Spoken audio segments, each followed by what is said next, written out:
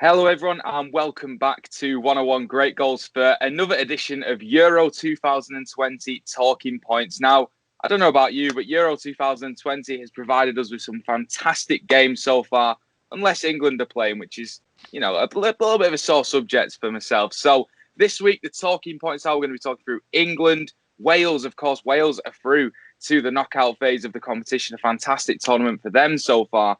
Italy, they are fantastic. And also, we're going to be talking about Group F because, of course, it's all to play for in there. And joining me today, we've got Tom Canton from Gooner Talk. Tom, from an English perspective, we'll get straight on to England, but just watching that Scotland game, he goes with two defensive midfielders. Do you think that's necessary? I don't want to say against lesser teams because that'd be a little bit disrespectful to Scotland, but certainly against teams that are out of the winning team bracket. Do you think we need to play two defensive midfielders?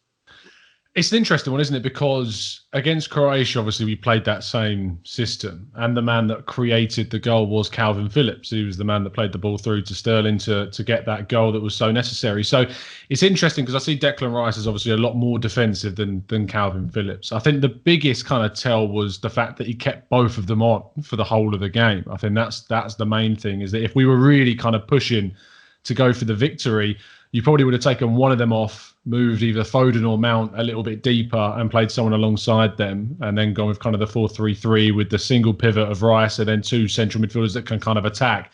So it was more telling for me that we stuck with it through the whole game necessarily more than just starting with both of them.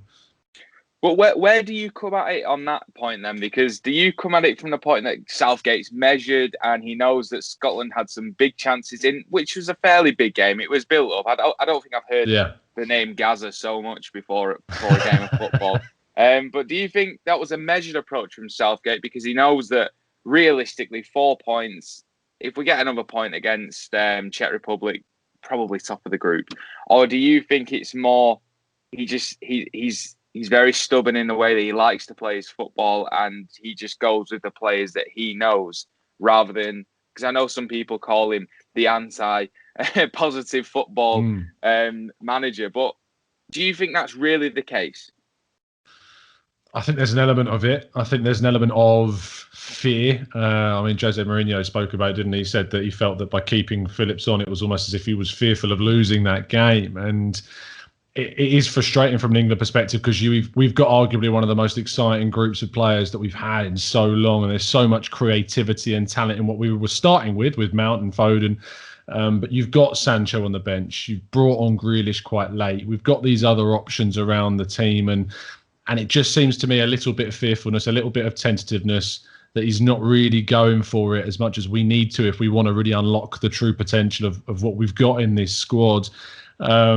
But he did get us to a World Cup semi-final, and people talk about the fact that obviously we played against some sides that you would say, yeah, we should be beating them. But I mean, historically, England have always lost. I mean, we went out to Iceland, we've gone out to teams that we shouldn't necessarily have gone out to in the past and been lackadaisical and a little bit boring at times. And it is the first time we've got to that far in a proper competition for a long time. And there is still the chance. I mean, we're through effectively already. It can be third place, but we're through basically with the 4 points. And maybe when we come up against some sides where we are going to attack and where we are going to try and win those games outright, and it's not a group stage scenario, then maybe we'll see some differences in a different style of play and a more proactive style.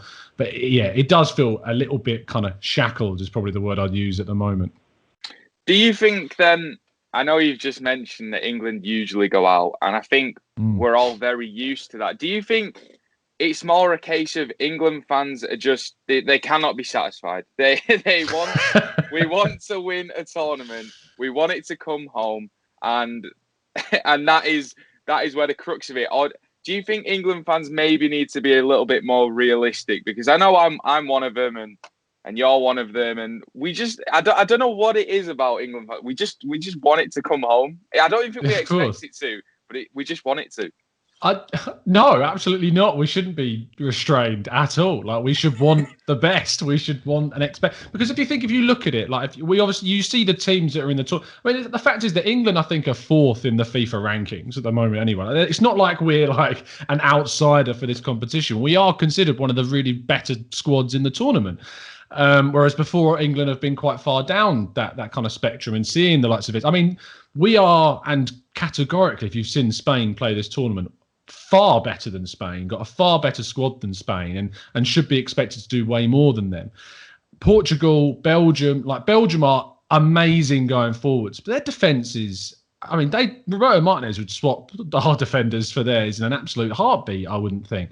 And there are obviously teams like Italy that are looking like they're doing well. I'll be interested to see how them and the Netherlands have also won all their games so far, kind of fare against a tougher test, because they've had quite a simple kind of group to navigate. But then you've got the big hitters like France that do look good but have come unstuck themselves against Hungary. We've already spoken about Portugal a bit, and that they've got a very good squad, but again looked vulnerable against Germany, a side that weren't really expected to pull up trees this tournament because they've struggled going into it. And I just think that England are a side that we should be expecting to progress through the rounds of the competitions and reach another semi-final, really, realistically. But based upon those group performances, there isn't the momentum, there isn't really the indication that we can do that, I suppose.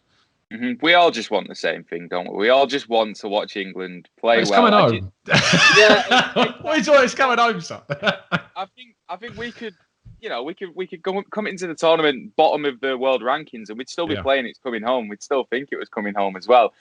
So just on someone that we mentioned just before then, Jaden Sancho. We asked the public whether they would start Jaden Sancho or why doesn't he start for England. And Nene said ahead of Sterling, Jaden Sancho would start for him all day. I mean, I think we've spoken about it a little bit in previous episodes as well, but why doesn't Jaden Sancho even get some minutes? I mean, I'm not asking for him to start, but it seems that there's some massive talent there, especially because he plays in the Bundesliga. And is that a hindrance to him because Southgate hasn't really seen him play?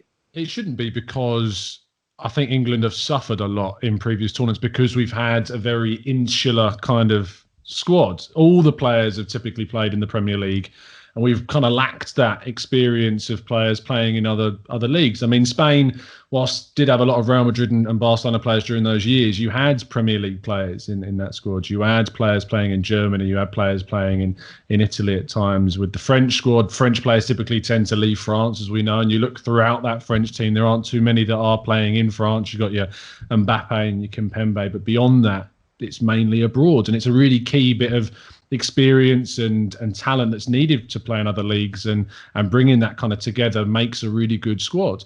So I don't buy into the argument to say that Sancho's not necessarily being able to perform at the top level because he's playing in what we would consider a league that's easier to dominate, you would say, for a team like Dortmund, although this season that's proven not to be true with the struggles that they've had.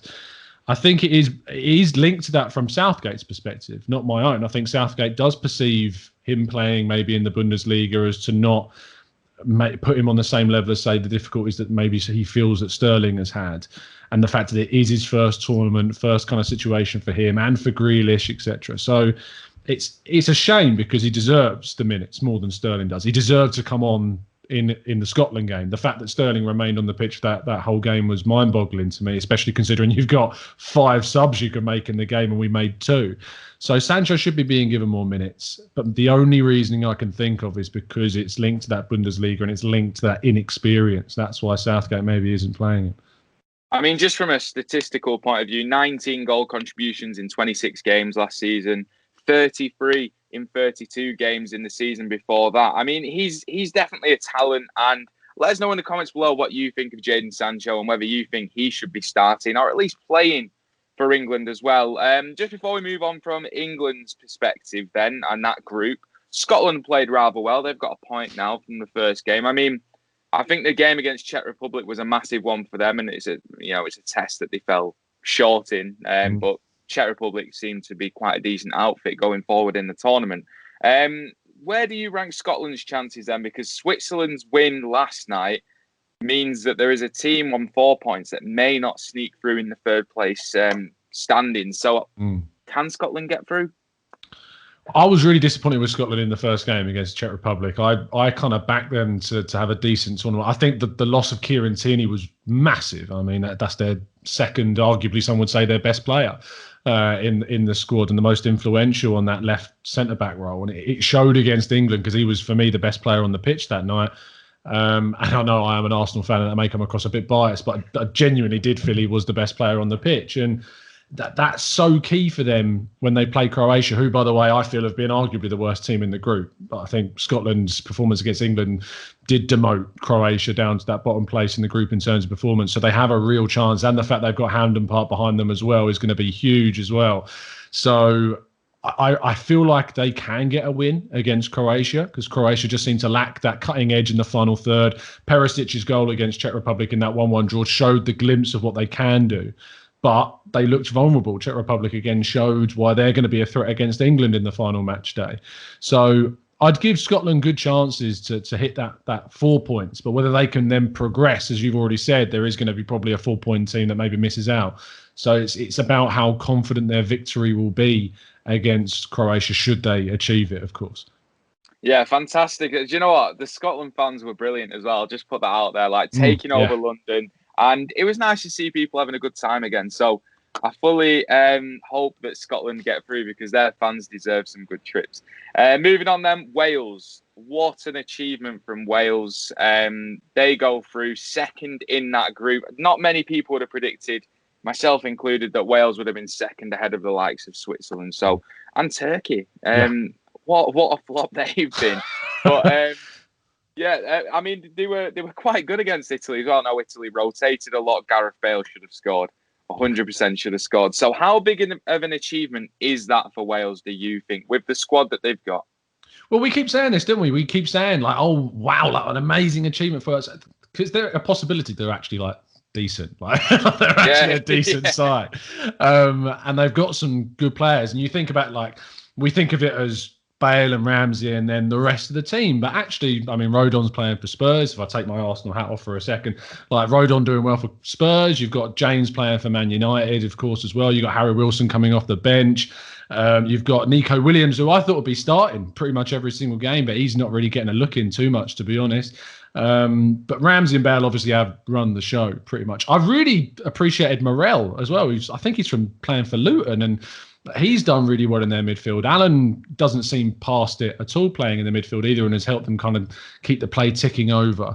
And they've remained kind of resolute. I thought it was harsh to see Ampadu get sent off, and maybe that'll be a bit of a hit to them in the next round because he'll be suspended, of course. But that's apparently the rules of the tournament. They are stamping down.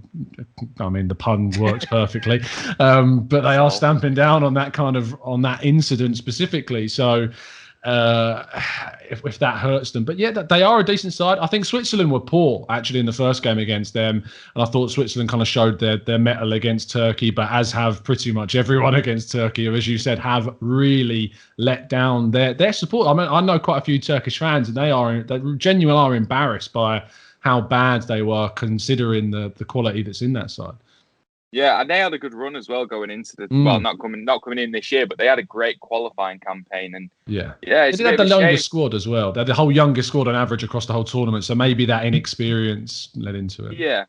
Yeah. So how far can Wales go then? I mean, we've just spoken about how far Scotland can go. I think Wales have certainly. I think with Wales as well, it's the fact that you've got these huge players in terms of Aaron Ramsey and Gareth Bale. But they love Wales so much, and they've got such a togetherness in that squad. I mean, it's evident to see throughout every tournament that they go into, isn't it? That Wales just love to play with each other, no matter what level of the game they're playing at.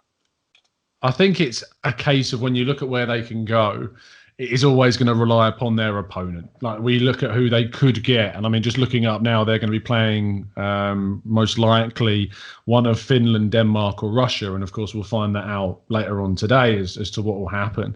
And it all will rely upon who that opponent is. I mean, Denmark are weakened without Eriksson, of course. Finland surprised them in that game, but I feel like had that incident not happened, it probably would have been a very different result. Russia are a really difficult team to kind of analyse because they've got some interesting players in their team, but lack themselves a bit of cutting edge in the final thirds, but look a little bit more resolute defensively. So Wales have got the superstars of Ramsey and Bale, whereas those sides either have lost theirs or don't have them. So there's always the chance they could sneak through again in the round of 16 with those big players turning up. But then it will go down to that quarterfinal, and you think that the big wins they got against Belgium, of course, in 2016, can they do that again? I think those sides have improved. Belgium definitely have. So can they get past a quarterfinal? I think if they get to a quarterfinal, they'll be ecstatic with that kind of finish. And I feel like that's a real good achievement. I mean, getting through the group was the first target, and they've done that. So if they can get through the last 16, it'll be brilliant. If they can get to a quarterfinal, fantastic. If they can get through that, then you're in dreamland at that point. Yes, especially with a strange preparation that they had in terms of being managerless, essentially with Ryan Giggs and what's going on over there. So a brilliant scenario for Wales and their fans as well, because their fans have been quite good at the tournament as well. So pretty happy for them. Not going to say too happy though, because I remember celebrating when England went out in 2016. That's an interesting point though. I don't know if you saw the interview that went on between, I think it was Simon Jordan and Jim White about this, but like as England fans, are you happy when you see the home nations go through? Is that something that you like, or are you indifferent? Is it just another side? It's a little bit weird, isn't it? Because obviously, if you've got family and friends from different nations, like I've got quite a few. I know quite a few people in Scotland, so I'll be more happy for them that they get to witness their team doing well. But outside of that, I'm not really too fussed. I mean, they celebrated when England went out. Yeah, exactly. They won't celebrate if England go through, is it? So it's a weird dynamic, and I do understand the points of view of feeling indifferent about the home nations. But I am always, I say I'm pleased to see them go. It's just nice seeing kind of if anything, because they are a smaller nation in the competition, it's always great to see kind of those underdogs go through. So in that sense. Yeah, exactly. Just finally on Wales, then we always talk about, and we've spoken about it a lot in the group in the terms of, it's the Euro tax or the international tax. If a player has a good tournament, their market value seems to go through the roof, and then they're spoken about for the rest of the summer. Danny Ward has been fantastic for Wales so far in net, and he's currently Leicester's number 2 goalkeeper. Yeah. Do you think he's really launched himself into maybe lower end Premier League teams on their radar?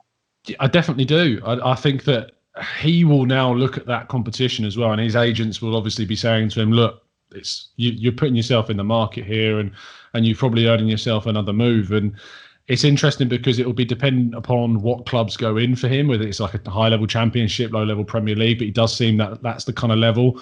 Or will there be clubs, even like Arsenal, who are looking out for a backup goalkeeper that will move for someone like him and think he can do the job in that position as well? But it would be a little bit strange for Ward to go from, say, a backup to backup after that stage, but it's an option. But yeah, it wouldn't surprise me at all if a lower league Premier League side went in for someone like Ward. Yeah, he's been fantastic, and his performances have warranted as well. And it was a big decision from the manager whether him or Hennessy goes in, but he's definitely backed it up then. Right, let's move on then to Italy. They have got the coolest manager in existence, Roberto Mancini. he just drips and oozes suave. 30 games unbeaten now. Fantastic job from Mancini. No goals conceded in the tournament. They do look like they're very compact and a resolute side with a little bit of attacking flair as well. Have they impressed you, Tom, since the tournament has started? I think what's interesting about Italy is because we just spoke about how it's important for teams to have experience from outside of Italy, outside of just their country.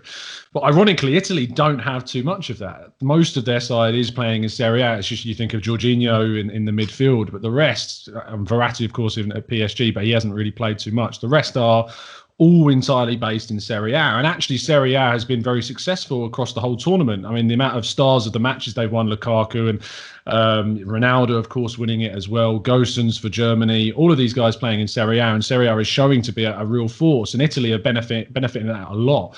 Immobile's been good as a central striker. His kind of first main tournament where he's come to the fore, despite him being towards the latter stage of his career now.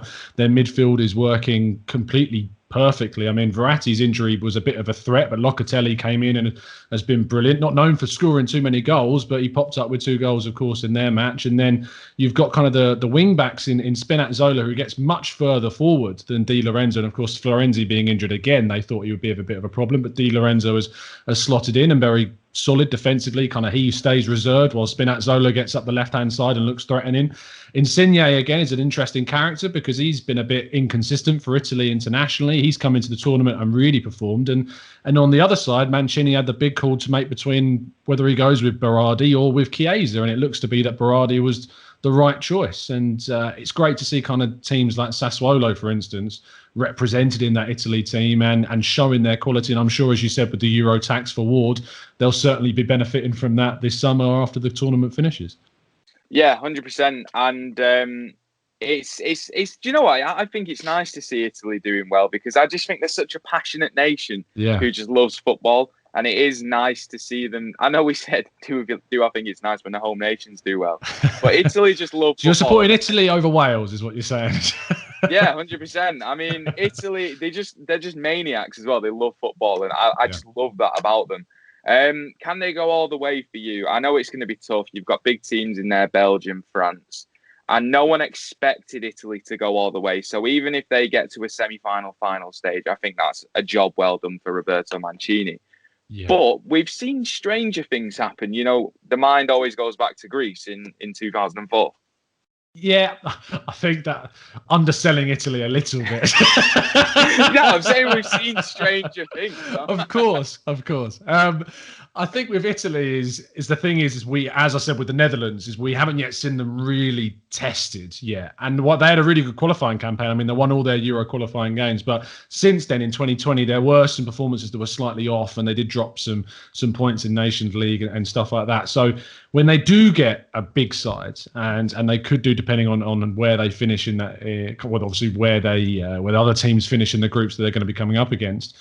It will be intriguing how they deal with that. If I feel like Italy, though, should be targeting a win for the competition, and I mean that very seriously because of how strong they have shown to be, and also with how kind of questionable a lot of the other big sides have been in the tournament so far. They'll use that as definitely momentum. I mean, I've got the pleasure of going to Wembley to see them in the next round. That's going to be exciting to see, and I'm looking forward to seeing the national anthem. That in itself is great. You say the passion there is something I'm really looking forward to seeing, that spectacle. So it's a shame that we can't get many Italians coming over because of the quarantine, but I'm sure there'll be a lot of Italian population within the UK that get to go to that, and they'll love it. Exactly. Well, you'll have to fill in for them. You'll have to start learning the anthem. I will.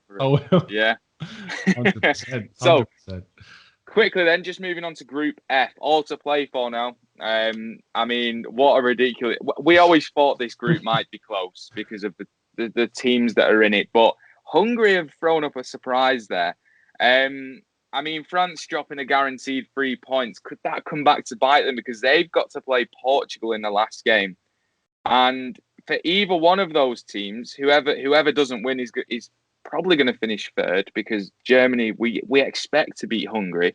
But, I mean... Is there an option for France or Portugal to drop out of the tournament? Oh, it's this crazy group, isn't it? I mean, if you'd have told me of all the teams that are in that, the players that are in that the highlight of that group would have been a journalist fearing for her life as Hungary scored the equaliser against France. Amazing scenes that was. But of course, there's a chance that one of those could drop. And we talked about earlier on that a team with 4 points could also still not qualify in third place. So that is also still an opportunity. I think Germany's win against Portugal is massive. I actually think it puts them in the driving seat to arguably come out on top of that group. Because if Portugal and France end up playing out a draw, then Germany have done exceptionally well to come through, especially after what was, I thought, a disappointing display against France. And even though it was only a 1-0 win, I thought France were easily the protagonists of that game and really kind of controlled the German side, who looked frustrating. And knowing quite a few supporters of my friends of mine that are American, but they support Germany from their own links, they've been really frustrated by Lowe playing the three at the back situation and using Kimmich and Gersons as kind of wing backs. But Gersons was amazing against Portugal on that left hand side. But France need to score, and Mbappe, whilst he's got a lot of flair about his game, has only really showed glimpses of what he's truly capable of. Griezmann as well, he needs to be kind of stepping up, and whilst he's got a couple of goals, it is solely those goals, and the rest of his performance has been a little bit off. So they need something to click, but I still fancy, of course, France to win that game against Portugal, who looked very defensively worrying against Germany, sorry, and I feel like they will come good in the final game. Yeah, I mean, Benzema 30 shots in the tournament now and no goals. It's not the return that he wanted. And I was watching that game against Hungary and it was so frustrating to see. Portugal then all over the place against Germany. A real possibility now, if France beat them and Germany beat Hungary, that they could go out on 3 points. And that just seems mind-boggling with the squad that they've got. So if Portugal were to get something and they finish second in the group, obviously, if England finish top, we will play Portugal. Is Portugal the one out of the three there that you'd want to play after seeing how poor they were against Germany? It's really tough, isn't it? I know it's hard to say. It's like saying which way do you want to be decapitated? You know? It's so tough. It's like Ross and Friends going and asking, would you rather drown or be burned alive? That is the situation. No, it's tough because Portugal's attacking potential is massive. I feel like we're waiting for Bruno Fernandes to try and click a little bit. He doesn't look like a shadow of the player he looked in the Premier League playing for Portugal as well. And they seemingly have got all this talent, but again, defensively, it's weird because they've had Ruben Diaz there and he's looked questionable at the back and obviously scored that own goal, as did Guerrero. I think I would still rather play Germany, interestingly. Maybe it's just the rivalry between us and Germany, of course, that comes into it. But there's a little bit of the World Cup revenge from 2014 and things like that. Was it 2014? I think it was. Or 2010, wasn't it, South Africa? 2010. Yeah. Yes. Wow, I'm sorry. Oh, I've got flashbacks. And I think, I think I would prefer Germany because I think actually going up against their 3-4-3 system might actually suit England and playing in between those lines, and they might be caught a little bit pushing up their wing backs so high in Kimmich and Gersons, and our wide areas can be really threatening. So whereas with Portugal, their central part of the defence, despite my questions about Ruben Diaz, with him and Pepe, can be really solid. So it's interesting to say that, I still think I would prefer Germany out of the two. Interesting that you say that, because Didi Hamann, when we spoke to him, said Germany don't really care about the England rivalry. They're more bothered about Argentina. And I was like, come on, you don't mean that. That's what matters. We care. Yeah. Don't just disregard us like that. Yeah. So that wraps up today's Talking Points. Just want to thank Tom for coming on. It's been a pleasure, and we'll be back next week. But whilst you are here, if you want to check the description below, we've got links to our website, to all of our social media pages, because 101 really is the place for your Euro 2020 content. And I will say as well, tomorrow, after England play Czech Republic, I'll be live here on YouTube just for some match reaction, and we'll also be giving away some Euro 2020 shirts as well. So make sure you tune into that. And all Tom's links will be in the description as well for Gooner Talk. If you are an Arsenal fan and you want to check out what's going on there, Tom is the place to go. So thank you everyone for watching. If you are new around here, subscribe to the channel, like the video as well, and we'll see you next time.